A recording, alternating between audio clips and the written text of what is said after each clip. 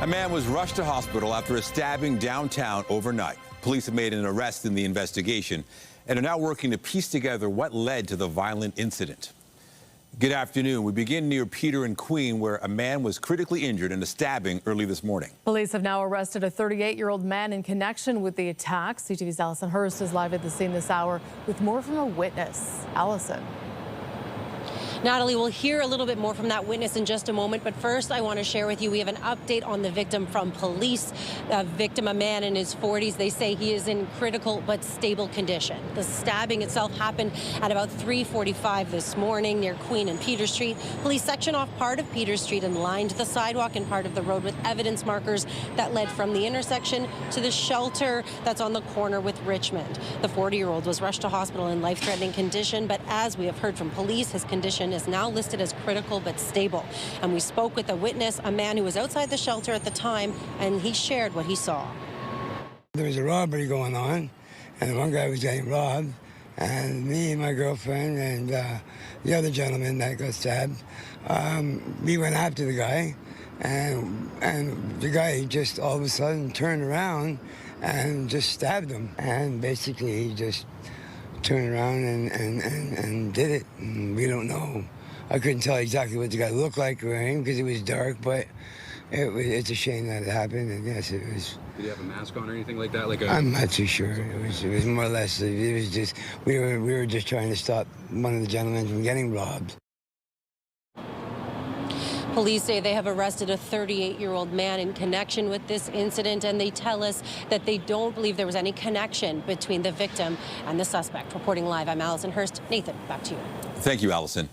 Now to the escalating trade war with the United States, as U.S. President Donald Trump officially orders higher tariffs on many Canadian goods. Several other countries now face high trade barriers as well, but the lack of an agreement with Canada is prompting concerns on both sides of the border. The U.S. president signed an executive order imposing the new levy a few hours before his midnight deadline for a deal. The tariff of 35% applies to all Canadian-made goods that are not compliant with the current Canada-U.S.-Mexico trade agreement.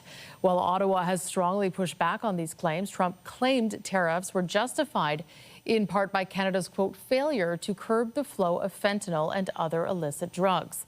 The White House said Canada was hit with even higher tariffs because it chose to retaliate to Trump's previous tariffs. A recent RBC study found up to 94% of Canadian exports to the U.S. last year could fall under the existing free trade agreement, but it's not clear how that will play out in reality. Still, there's little doubt some key sectors and businesses in this country will be hit hard. Prime Minister Mark Carney said in recent days a deal was not imminent, and he would only sign one that was good for Canadian workers and businesses.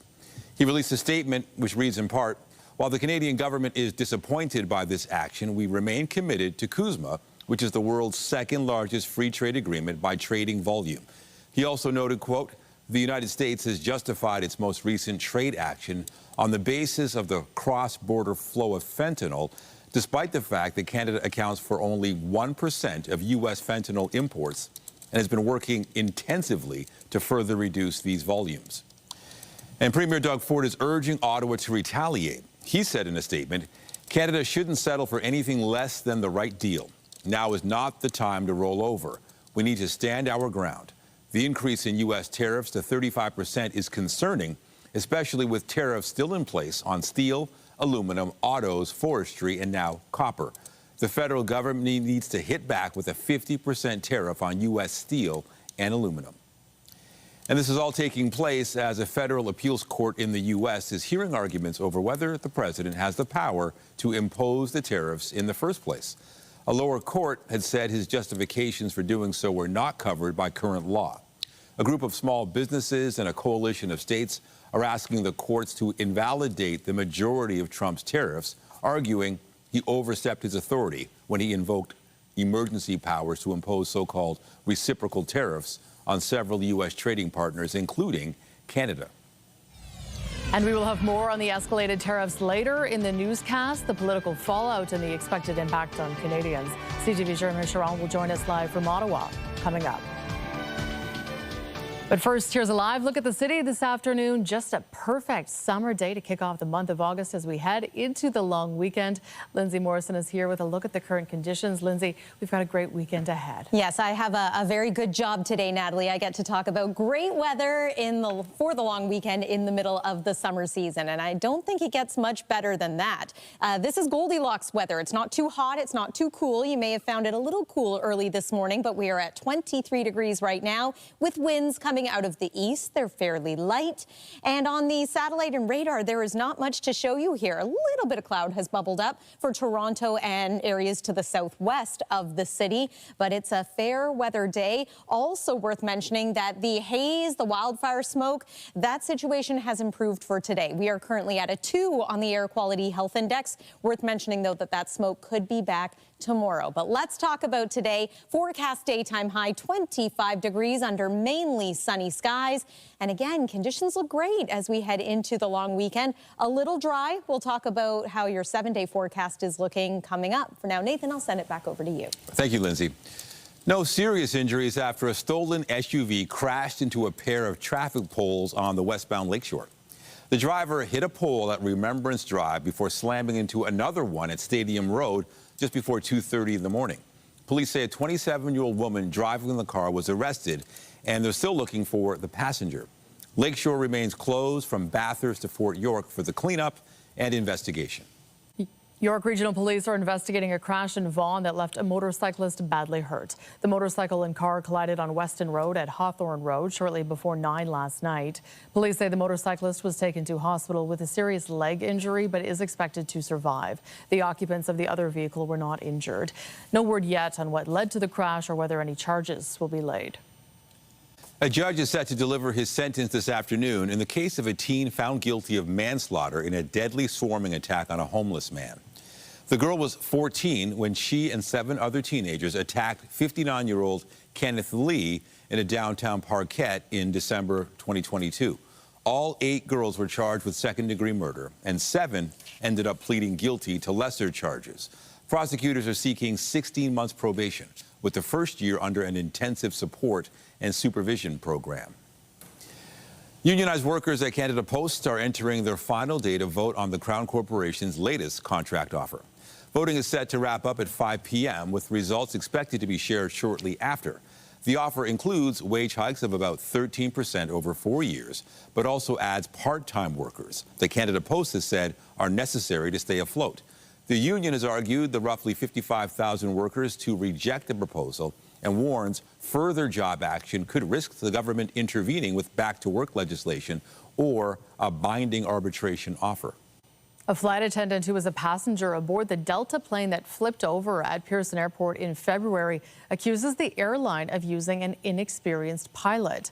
The allegation is part of a $75 million lawsuit filed by Vanessa Miles in U.S. federal court. Miles says she was seriously hurt in the crash. 80 people were aboard the Toronto-bound jet from Minnesota that slammed onto the tarmac, eventually ending up on its roof. The pilot was definitely going through training. It really was a pilot that had low time on this aircraft, not abnormal. Her lawsuit claims inexperience, that there's no definition of what inexperience really means from an airline pilot perspective.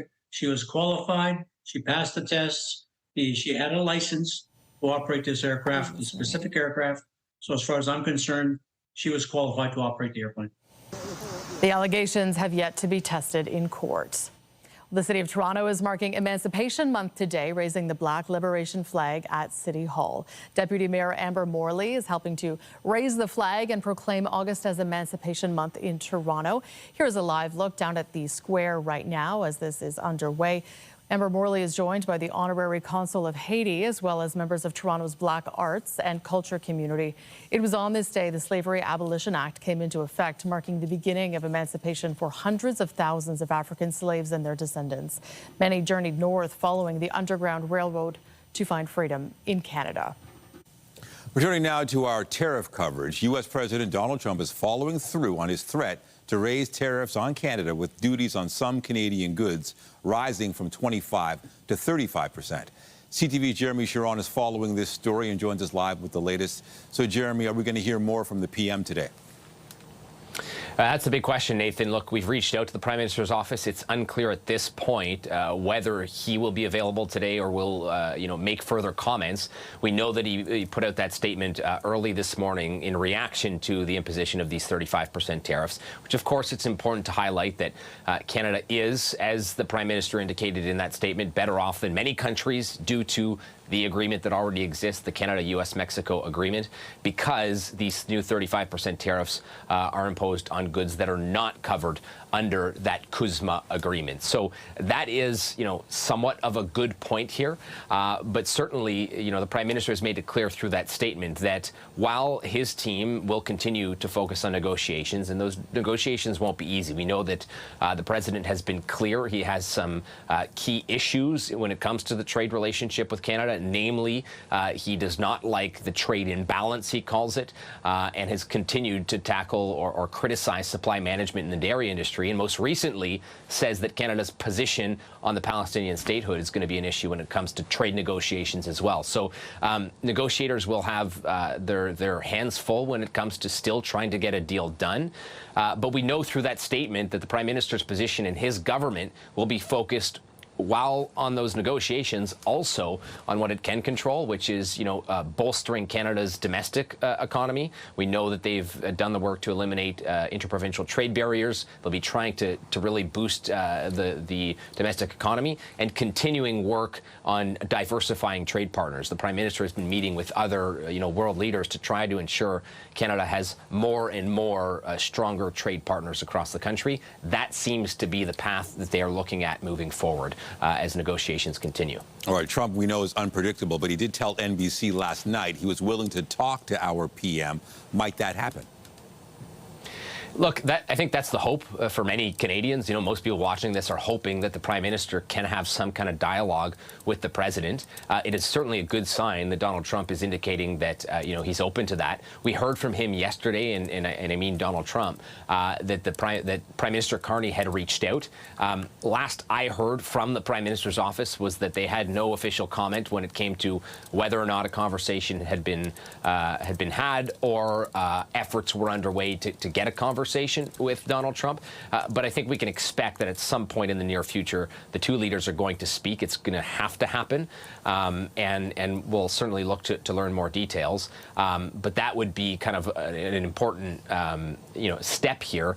As I've touched on, the President has been clear he has some key sticking points. I think that, it would be beneficial and most Canadians would be, happy to see the two leaders speak as these negotiations continue. The biggest thing here, Nathan, is that the uncertainty continues. We don't know how long these negotiations are going to continue. This August 1st deadline, like many others, has once again kind of come and gone. We see these new tariffs. We still don't know how long before, a deal gets done. All right, but you'd have to think that speaking to each other would help. CTV's Jeremy Sharon in Ottawa. Thank you. You would think. Yeah, thanks. With no deal in place and the U.S. president taking aim at Canada's economy, the Carney government's handling of the trade dispute is also under the microscope. On the one hand, it could harm Carney, and then people could say, listen, we hired you to secure some kind of deal.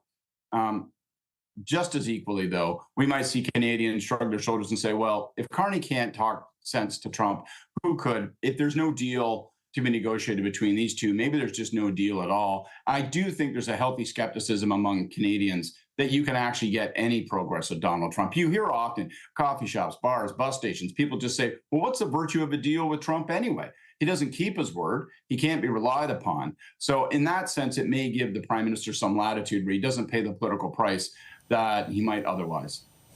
For his part, Conservative leader Pierre Poilievre says his party is holding out hope for a deal to end U.S. tariffs, but he added, quote, we must stand our ground and put Canada first. And amid the tariff uncertainty, the Waterfront BIA says the tourism industry seems to be seeing an upturn. A midsummer snapshot survey of businesses along the waterfront found 52% are reporting more visitors this year and 25% are reporting an increase in U.S. visitors. Here to help us break down the numbers is the executive director of the Waterfront BIA, Tim Coker. Tim, thank you for joining us. Let's start with this bump in business. Fair to say this is positive news for your members, especially in the context of this economy. Yeah, I think this was the week that we wanted to reach out at the middle of the summer, ask a bunch of the businesses, just drop in and say, how are you doing? Right? Is business up or down compared to last summer? And it was cautiously optimistic. I think there's been a lot of good things happening. Like there's been great weather, and the Harbourfront Centre has been really strong programmer with really consistent things going on all the time. And a lot of the central waterfront businesses reporting, like some of them are reporting they've had their best year ever. So, I mean, we're cautiously optimistic that that's going to keep continuing.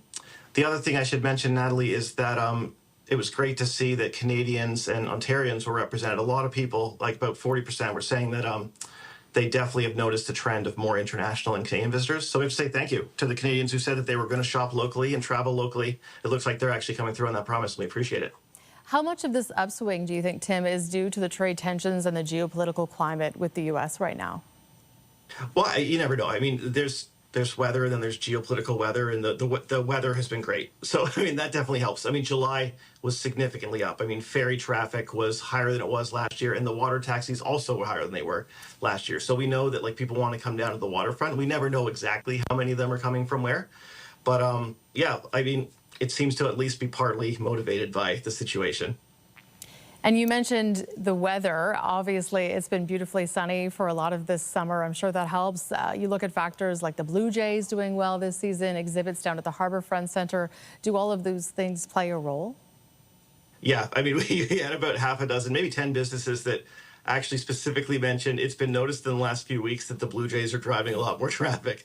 And that was also, I think, some of the mentions of seeing more U.S. visitors was we saw a lot of Yankees jerseys during the most recent trip, and even more than we'd usually see in other trips. And so, yeah, I mean, if Alejandro Kirk is hitting 300, it apparently impacts the businesses, too, in a good way.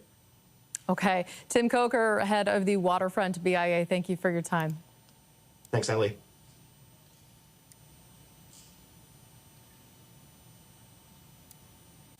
All right. U.S. President Donald Trump has sent letters to the leaders of 17 major pharmaceutical companies outlining how they should slash U.S. prescription drug prices to match those paid overseas. Trump sent the letter to the chief executives of Eli Lilly, Merck, as well as Johnson & Johnson. Trump signed a sweeping executive order in May demanding drug makers cut U.S. medicine prices to match those abroad, saying if companies did not comply, the government could bring down prices or pursue other measures, such as importing cheaper medicines from overseas. Trump gave companies until September 29th to respond with binding commitments to those terms. Cecile Dionne, one of the surviving members of the world-famous Dionne quintuplets, has passed away at the age of 91. The 5 girls were born near North Bay in May of 1934, and they were the only quintuplets at the time to survive more than a few days. They quickly became a global sensation, but the 5 sisters grew up unhappily in the public eye, saying later that their lives had been ruined by the exploitation they suffered. Cecile Dionne was survived by her only sister, Annette. Well, July is now in the rearview mirror, and yes, I think many of us are going to remember it for being a pretty good month. Lots of fun to be had in the sun, very hot temperatures as well. And interestingly enough, we did see more than our monthly average of rain. In fact, yesterday we picked up 4 millimeters. Look at that, our average daytime high was almost 30 degrees. A new month means new norms. August is traditionally slightly cooler by about a degree, and we expect to get about 78 millimeters of rain. Now, tomorrow, the big parade is happening for the Toronto Caribbean Carnival. Here's a look at your forecast. We're going to take you right through the full long-range forecast after this break here on CTV News at noon. Stay with us. When you see it happen, send it to CTV News. Text 10400 from your screen to ours. Text 10400.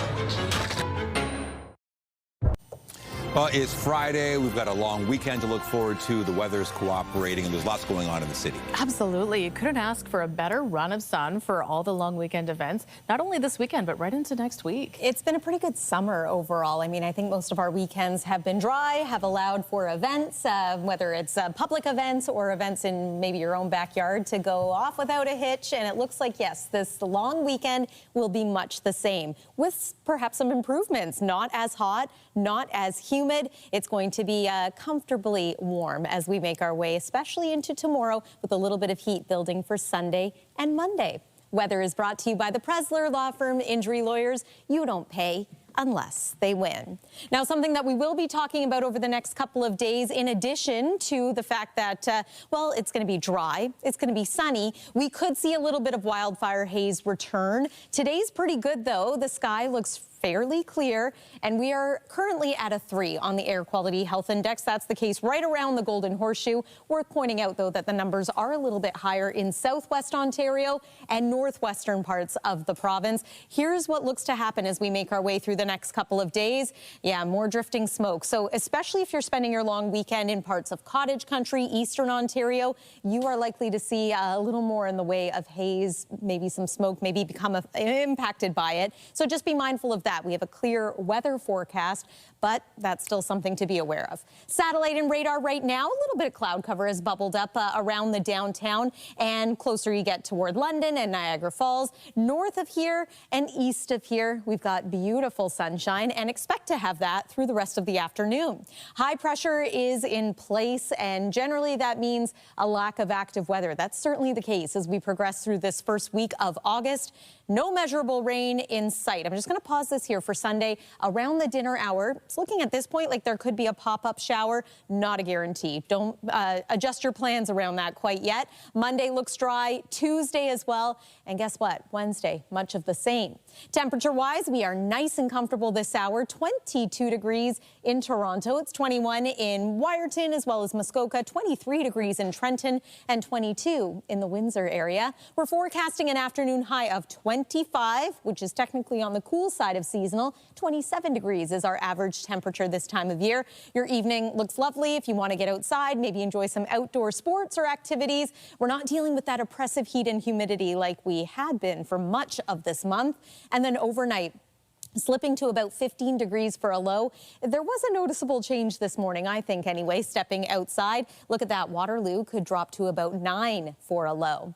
Many are getting out of the city and enjoying the long weekend in parts of Ontario's cottage country. Here's a look at what you can expect over the next 3 days in places like Wasaga Beach, Muskoka, and the Kawarthas. It's looking pretty good. It makes my job a little easier to be able to have a long weekend forecast like this. The Civic Holiday Monday, mix of sun and cloud. Temperature is going to climb back to about 30 degrees, but the difference is it's not going to feel like 40. So what you see is what you get, essentially. Might feel just a little bit warmer than that, and you may notice just how dry this 7-day forecast is. We could use some rain, not much to look forward to in this 7-day forecast anyway. Nathan, I'll send it over to you. All right. Thank you, Lindsay. The Toronto Caribbean Carnival returns this weekend, celebrating Caribbean culture. Now, today, Sankofa Square is being transformed into Carnival Village, promising to be a hub of activity. CTV Jessica Smith is live with more on the anticipation ahead of festivities, and it's great to have all the action right in the heart of the city. You see it popping up everywhere, Nathan. The Toronto Caribbean Carnival is such a fabric of the city of Toronto, this year celebrating 58 years. And I'm joined by Jennifer Herlihy, a familiar face with the Carnival. Jennifer, how excited are you for today? The village is being set up as we speak. The music is on. We're getting into the feeling. But what can people expect from the village today? The village is a new addition this year. Music, dance, really, really good food, and a vibe that is really taking over Toronto. This amazing Toronto Caribbean Carnival, the really epicenter of diversity and culture in Toronto. Come out, have some fun, good food, good music, and dancing. What more can you ask for? Nothing. I mean, we were already talking to people who've traveled in from the U.S., from around the world, who were excited for it. And they're like, well, what's going on today? And I said, it's the village. I know there's some performances happening. Can you tease anything, or is it a surprise? It's going to be a surprise, but come down because we have some amazing performances. We have some special DJ, international DJs, really good people. You know, we always put on a good show, and today's going to be fabulous at Sankofa Square. And on the parade day, which you will be joining us as usual, it's going to be fantastic. We always have a good time. But we also have at Coronation Park, we're going to have another village set up. You know, some people don't like the busyness of the parade route, but you can come down with your family, have fun, safe, music, things for families to do. Really a different atmosphere where you have live music, really good food as usual, because, you know, it's about the food. We Caribbean people, we like to eat. And so please come down, have a fabulous weekend, and really take your time, bring water, make sure you take the TDC and the GO, because you don't want to be driving downtown with all the traffic. Don't nobody want to be driving in all that traffic. Now, tonight, more exciting stuff with the Pan Alive. I know there's a bit of a different name or theme this year. Keeping Pan alive, because panorama and steel pan is such an important fabric of the Caribbean culture. And you know, it is the most recent musical instrument that was developed in this 20th century. And it's just beautiful, fabulous events. Come down, because these pan players, they practice for months, and it is really a fabulous, fabulous event. So come down to Pan Alive. If you're not really wanting to do the Pan Alive, come down to St. Francis Square, but make sure you come down for the parade tomorrow, because it's going to be fabulous. And later on, as you know, we are going to announce the winners of the King and Queen competition from last night, and so we would love to do it with you as usual. But it's going to perhaps an exclusive announcement. It might be. Jennifer, thank you so much. We'll have more later on today, because we're just beginning all the festivities. I'm going to send things back inside. We're going to get ready to go have some fun, dance our hearts out. Always willing to dance. Thanks. Very good. Thank you, Jess. And Toronto police say they will be out in full force to ensure that Carnival weekend festivities can take place safely. This is no credible threat to this event, but we're always diligent to make sure that we are aware of that potential. We plan for that. We will work with the organizers to make sure that the response is appropriate. But I want to emphasize, the hope that everybody will respect the great festival that this is, and allow it to happen peacefully and safely for those that are involved. Police say they will focus on crowd and traffic management, but they'll also have an increased presence to respond to any incidents that could occur. You're watching CTV News at noon. Stay with us.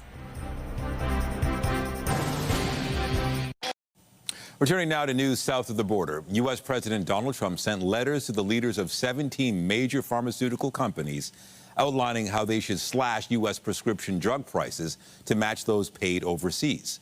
CTV's Kamal Karamali joins us now with more. Kamal, why is the president going after these companies? Nathan, you may have heard of some of these big pharma giants. We're talking about AstraZeneca, Pfizer, Johnson & Johnson, Novo Nordisk, just to name a few. And what Trump is asking of these companies, or should I say demanding of these companies, is that they raise prices for other overseas countries, European nations, perhaps even Canada, and use those extra profits to lower drug prices for Americans. So Trump says the drug industry must offer U.S. Medicaid patients the lowest comparable international price, and they have about 60 days to do this. What are the consequences for companies who don't follow suit? It's worth noting the letters to lower drug prices have no legal authority, but Trump has threatened to, quote, deploy every tool in our arsenal if companies don't follow through. And earlier this year, Trump also threatened pharmaceutical tariffs as high as 200% to try and get more drug manufacturing to take place in the United States. Right now, we know, according to latest data, that only about 12% of drugs are actually manufactured in the United States. Most of it is exported out to other countries. Have a listen to what the White House press secretary had to say yesterday regarding these demands of these big pharma giants. Accordingly, I'm calling on Eli Lilly and Company and every manufacturer doing business in our great country to take the following actions within the next 60 days.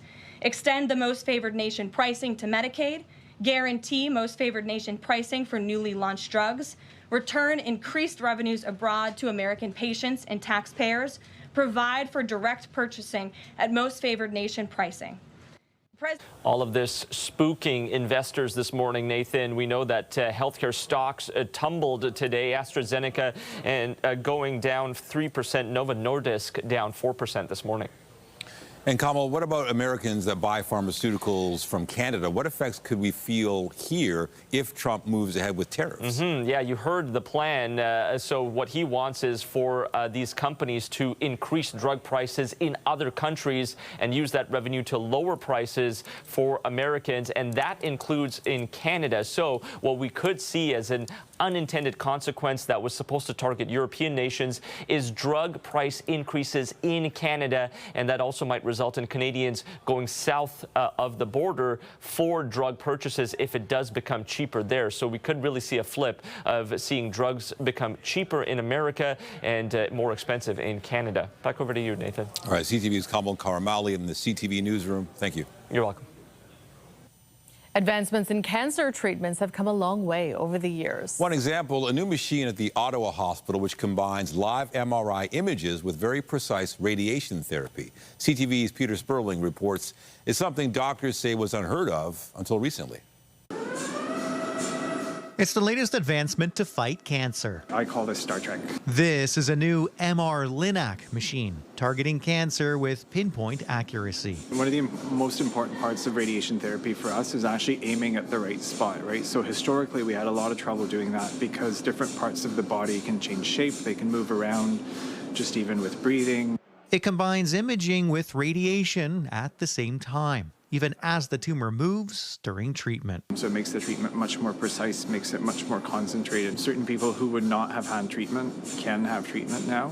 It's essentially two devices in one, an MRI used to take images inside the body and one that delivers radiation treatment. So for the first time, we're able to combine precise imaging and precise delivery of radiation in one system. And what that means is the oncology team can adjust on the go, see the shape and position of the tumor. So we can use that information to adapt the radiotherapy plan. So a brand new way to deliver the radiotherapy is come up with every day while the patient's on the bed. The Ottawa Hospital is one of a handful of treatment centers in Canada with this technology. I hesitate to use big words like transformative, but I think we're going to learn things, the way patients are treated here, that is going to change the way patients are treated throughout the organization and eventually globally. The $10 million machine has been in use since June. About a dozen prostate cancer patients have received treatment so far. The plan is to expand to treat other types of cancers and about 250 patients per year. The doctors I've been speaking to envision more upper abdomen kind of treatments, pancreas, liver, those kinds of things, where the ability to track the motion of the tumor, which is something we know happens as patients breathe, that capability becomes very important. Peter Sperling, CTV News. Toronto Public Health is reporting the city's first human case of West Nile virus this year. The health department says it received lab confirmation of the virus in an adult resident. Last year, that didn't happen until mid-August. West Nile is transmitted to people through the bite of an infected mosquito. It can cause symptoms including fever, headache, and nausea. Toronto Public Health is advising that you take precautions to avoid mosquito bites, including the use of insect repellent and covering exposed skin outdoors. Meanwhile, Public Health Ontario is reporting an additional 54 cases of measles across the province. That means more than 2,300 cases have now been linked to the outbreak that started in October, sparked by an exposure in New Brunswick. Most of the new cases were reported in the Sudbury region and were resolved by the time they were investigated. Officials say while transmission may be slowing, continued vigilance is needed. Justin Timberlake is sharing some personal health news. He says he was recently diagnosed with Lyme disease. The pop star broke the news in an Instagram post where he said living with the bacterial infection can be, quote, relentlessly debilitating both mentally and physically. The 44-year-old has been on a world tour since April of last year. He completed the last show Wednesday in Istanbul. The Toronto International Film Festival has announced the first 4 honorees at this year's Tribute Awards. Soon after receiving a key to the city, Academy Award winner Guillermo del Toro will receive the TIFF Ebert Director Award, while fellow Oscar winner Jodie Foster will receive the TIFF Share Her Journey Groundbreaker Award. Both creators have film screening at TIFF this year, and they'll be honored alongside Japanese writer-director-producer Hikari and South Korean actor Lee Byung-hun. The awards are handed out September 7th. TIFF itself runs from the 4th to 14th.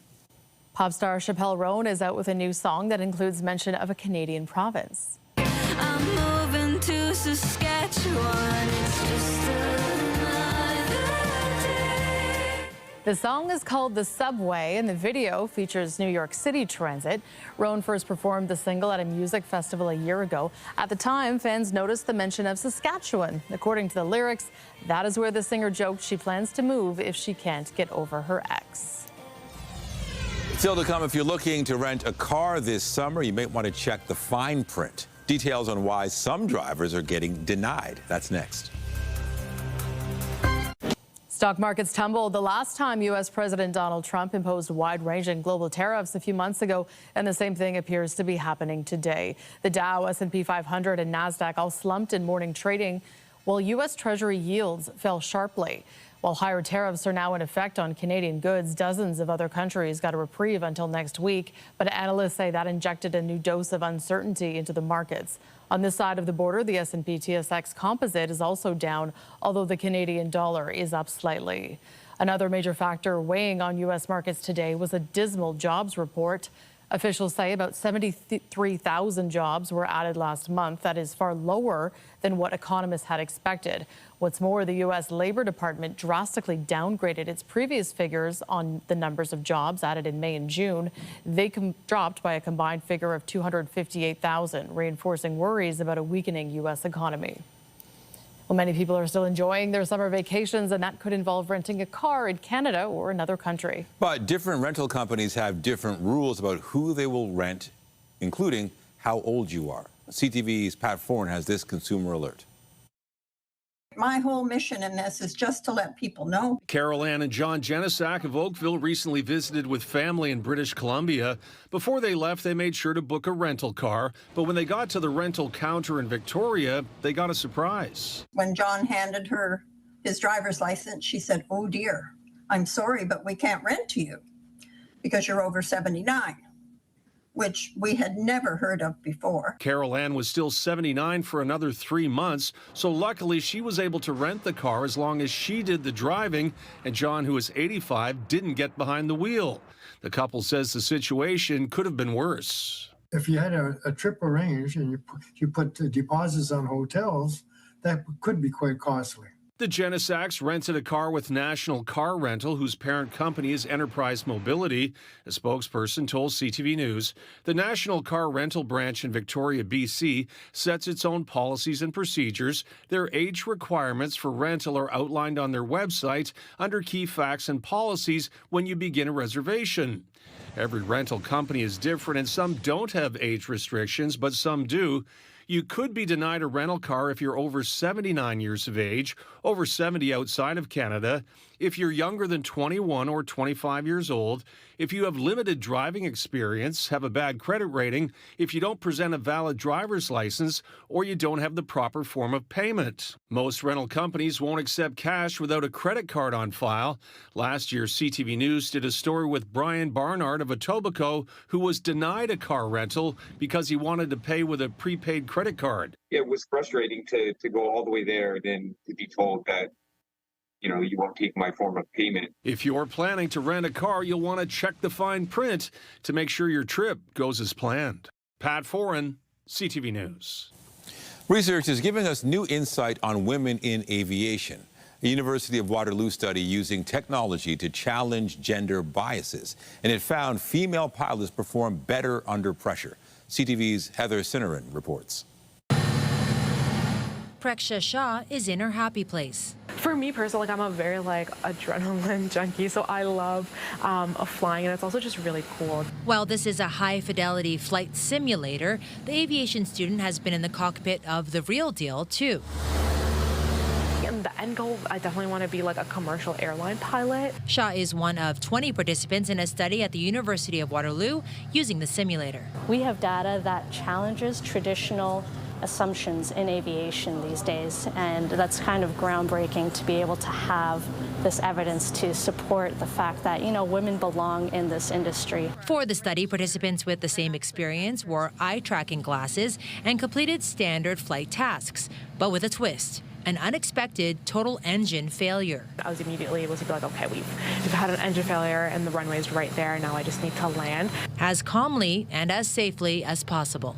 And then maneuver the plane to said space where they could land the plane and let the air traffic controllers know that there was a mayday, there's an emergency on board. The lead author of the study says women may be better at keeping control and making decisions in stressful flight scenarios. Female participants were able to manage that much better in these high-stress scenarios versus those male pilots who ended up having a little bit more error with respect to, say, things like the airspeed they were trying to control while coming down from this engine failure and safely landing the plane. Highlighting the importance of looking beyond surface level indicators when measuring pilot performance. Only 6 to 7% of airline pilots are women.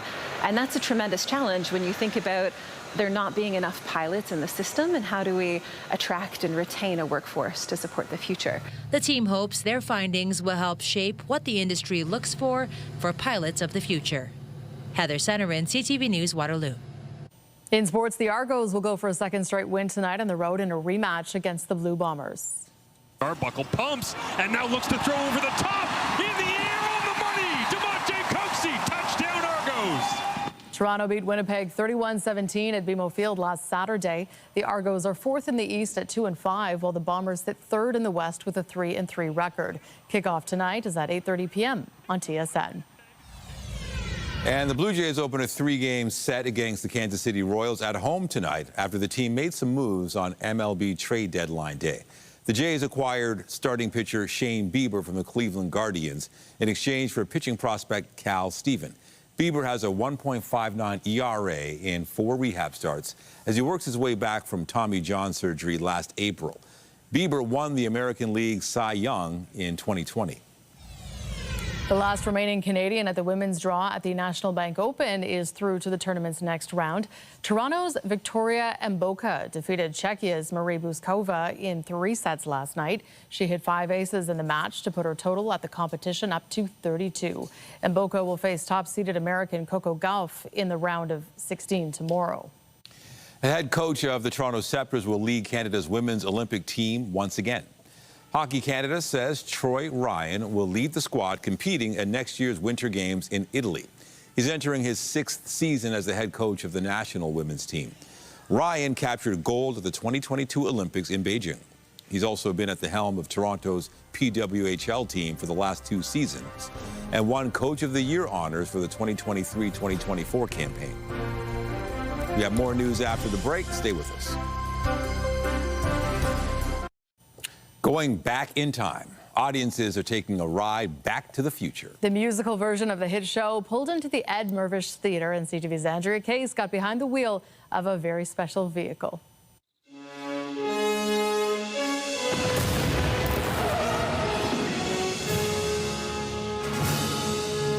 Great Scott! Are you telling me you built a time machine out of a DeLorean? The film Back to the Future debuted in 1985. My dad showed me the movie when I was a kid. He was a huge fan. I showed it to my children. I saw it in 1985 many times. Love the movie so much. 1955! 35 years later, the curtain first rose on the musical stage show in Manchester, England, before moving to Broadway. I found out that someone was leaving the show, and so I called the director who I worked with before and was like, hey, I was wondering if I can get in. Oh, do you like the Queen entrance? Yes. I've had many cars in my life. Long story, but this DeLorean is a one-of-a-kind. Only 6,681 of the luxury winged cars were ever sold. This is a replica, and even the actors admit the car is the star of the show. Lucas Hallower and David Josephsberg play Marty McFly and Doc Brown. Opening last week, the actors have settled into their run at the Ed Mirvish Theatre. It's so nice to be here for 6 weeks and to be able to explore the city and see what Toronto's like, and so far it's been beautiful. Still, if Hallower looks like Michael J. Fox, the actor who created the role, it's no coincidence. He says it's a dream role. It's absolutely daunting at times because, you know, it is so iconic, but I am thrilled to be able to do it and hear people's reactions to it. It's nice to know that he's so beloved by so many people. Make sure we're careful. Let me sneak by you. Okay. Watch now. Make sure he's okay there. Yes. Okay, and then we put it right in here. And then the car gets started when you start driving to... Oh, my gosh. Oh, no. Life on the road can be difficult, moving from city to city, sometimes week after week. But this stint in Toronto comes with an additional benefit. Things are great. You know, So in New York, when you work, you go to the show, and then you take the subway, and then you take care of the kids, and you take care of the dogs. And here you sort of just get to do self-care all day long if you want. You can go to the gym. You could do breath work, which I do all the time. You could meditate. And so I'm feeling good. I even taught breath work to the cast once. Really? Yeah, I'm going to keep doing doing classes for us. Yeah. It's very nice, very kind of him. We got to keep healthy. We got to keep our bodies, our brains, all of it. This is wild. Back to the Future is on stage until August 31st. Andrea Case, CTV News. Plutonium flux capacitor. I saw the movie back in the day, and I did see the musical, and it's fantastic. They captured it all, and the special effects were incredible as well. Amazing. Right, so there you go. I have nothing to add to flux capacitor. You haven't seen it yet. We'll have to check that one out. Let's take one more look at your weather. Overnight tonight, we're going to drop once again to a low of about 15 degrees, which may seem a little cool for this time of year. We've got clear skies, though. We're just on the cool side of seasonal. And then tomorrow, at a glance, a little bit warmer than today. It's going to feel more like 31 again, but what a great looking long weekend forecast. Get outside, enjoy, make the most of it. We know that summer is short. Here's your 7-day forecast, looking pretty consistent through the middle to end of next week. Nathan and Natalie. Looking forward to it, and that is CTV News at noon. Remember, you can get Toronto's breaking news all day long on CP24 and at ctvnewstoronto.ca. For Lindsay Morrison and all of us here at CTV News, thank you for watching. I'm Natalie Johnson. And I'm Nathan Downer. Be sure to join us later for CTV News at 5 and 6. Have a great afternoon.